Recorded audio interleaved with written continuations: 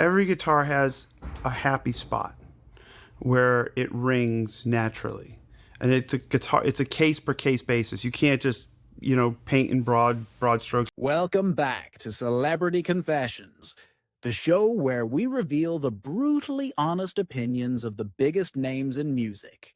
Today, we're looking at the ultimate blacklist from blues rock powerhouse. Joe Bonamassa is famous for his purist views. And he didn't hold back when naming the guitarists he felt missed the mark, accusing them of being all flash, no soul, or simply relying on image. Here are the 6 legendary guitarists Joe Bonamassa confessed he just couldn't stand.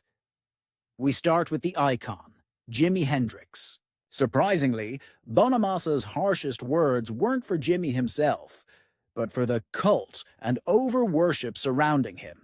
He confessed he hated the idea that Hendrix was untouchable, suggesting the constant praise was almost an insult to the purity of the blues. It was the mythology, not the man, that earned him a spot on this list. Next is the electric guitar pioneer, Eddie Van Halen. This celebrity confession came down to technique.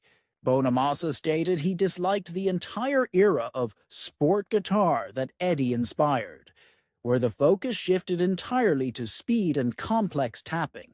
For Bonamassa, this style took the feeling and simplicity out of rock music. Number 3 is Guns N' Roses legend, Slash. This critique was all about image.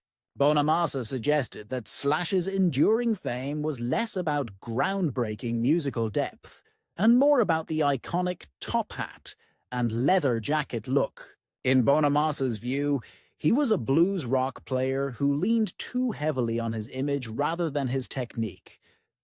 Moving on to the modern star, John Mayer. Bonamassa's issue here was Mayer's crossover appeal, labeling him a pop blues star and a master marketer.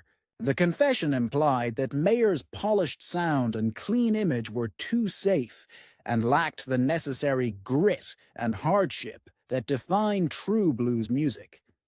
At number 5, we have Metallica's lead guitarist, Kirk Hammett. This was a brutal technical takedown.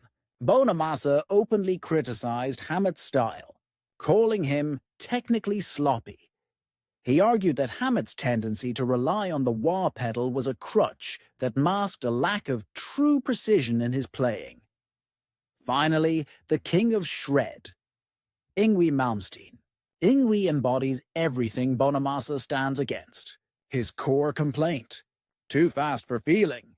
Bonamassa believes that Malmsteen's extreme neoclassical speed is noise, not music, prioritizing sheer technical ability over the emotional depth required for authentic blues and rock.